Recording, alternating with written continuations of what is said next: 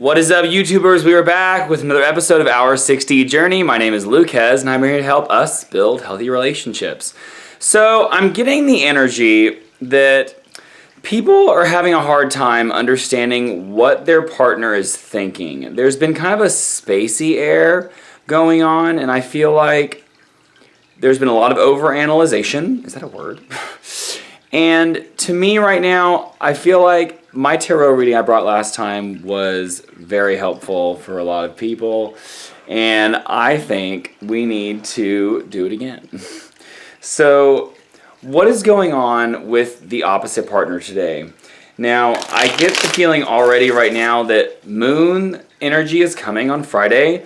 There's been a lot of building of forgiveness. So, because the moon in Cancer is about forgiveness, to me, that means that we're starting to be hit in the face with a lot of energy of things we need to forgive, things we need to let go of, things that we need to work on with ourselves. And so right now, I feel like that energy of deadlock is going away.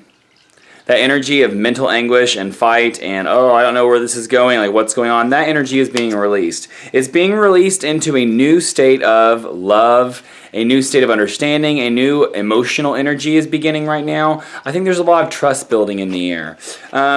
There's been a lot of energy with not trusting someone with our heart and afraid they're going to walk away. I think that right now, the energy that seems to be showing up is that we need to become more active with our partner. It seems like I get in the habit of this too, where we get up, we get ready, we go to work, we come home, we're exhausted, we eat, we watch a movie, we go to bed. That tends to be a big energetic pattern for a lot of people. And I think that right now, Spirit is saying, quit looking at the past as a setup for the future. There is this pain of, oh, I should wallow on the energy of the past, and I need to do this, and what about that one time this happened, and there's not genuine forgiveness. And with the moon, the full moon in Cancer coming up, I think on Friday, so 2 days from now, it's time to let go and move on.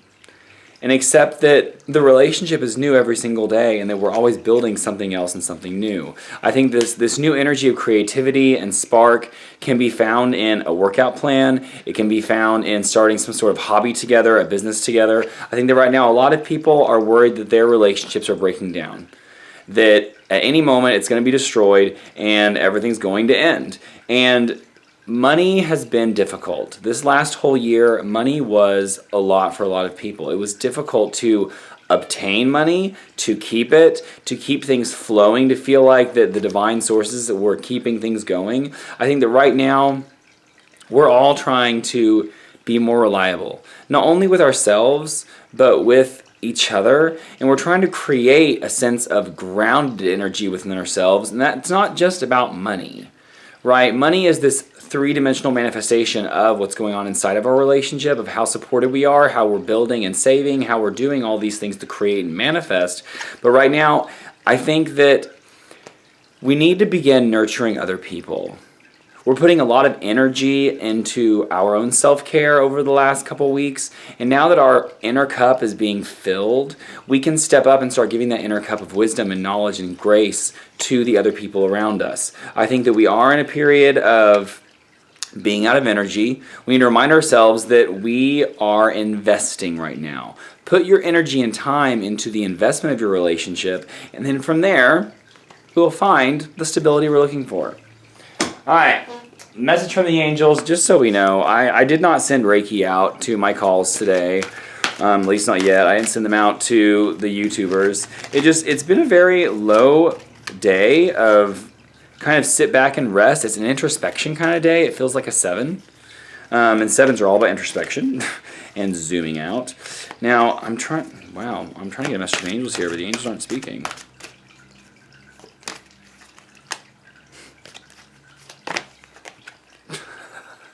Same as the other day. Door to value. And this card's also sticking out. What's this card?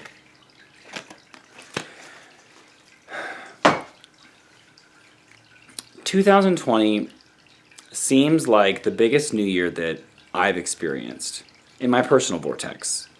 It also, from the outside, seems like people are really looking at this sense of new beginnings with a new decade with a really fresh eye. You know, I remember 2000. I remember 2000. I remember when 2000 came, Y2K showed up. There was a lot of shaky energy. There was a nervousness. It was like we were walking into a whole new millennium. What the hell is going to happen? And there was fear about, computers crashing, and then 2012 came, and the fear of the Mayan prophecy. Like, the last 2 decades have just been kind of anticlimactic. And the 90s, I think for a lot of people, it didn't really seem like a closeout. It wasn't that we were closing the millennium. It's that we were opening in a new millennium. But now that we're here at 2020, it's like there's a sense of enlightenment coming to people. The fact that, I mentioned this in my last video, that we are letting go of preconceived judgments we have for others, and all the expectations of people changing for us and becoming what it is that we think is best for them has been pulled away. And I think that this new moon, this new full moon, this new upcoming full moon is in Cancer, and Cancer is a sign, hard shell, soft inside, right? It's crab. And so there's this hard shell that's being peeled away right now. And people are looking at themselves and saying, I need to not only forgive the people around me, because that's usually what we do first, but the most important thing after you forgive someone is to forgive yourself for whatever your accountability for the relationship was. Say you're in an abusive relationship, physically, energetically, emotionally, financially. They were abusing you, right? And it's easy to zoom into yourself and go, I'm the victim. My life is so hard. Oh my gosh, look what happened to me. But we put ourselves there. To me, there's always this moment where we realize that this isn't right for us, and then we convince ourselves to stay. Our gut tells us this is not the right choice, but we convince ourselves to stay in our head. How we've already invested energy. Well, we already bought a house together. Well, we have kids. Well, we this. Well, we that.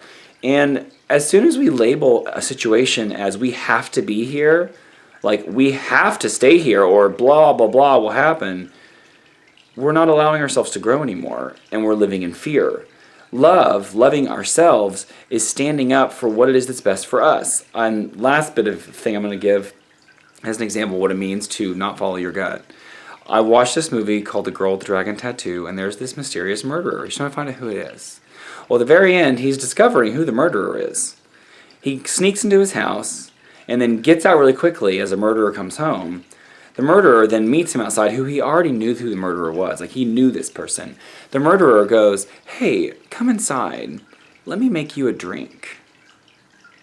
And against his better judgment and to be polite, he went inside, only then to be taken down to the basement and almost tortured if he wasn't saved.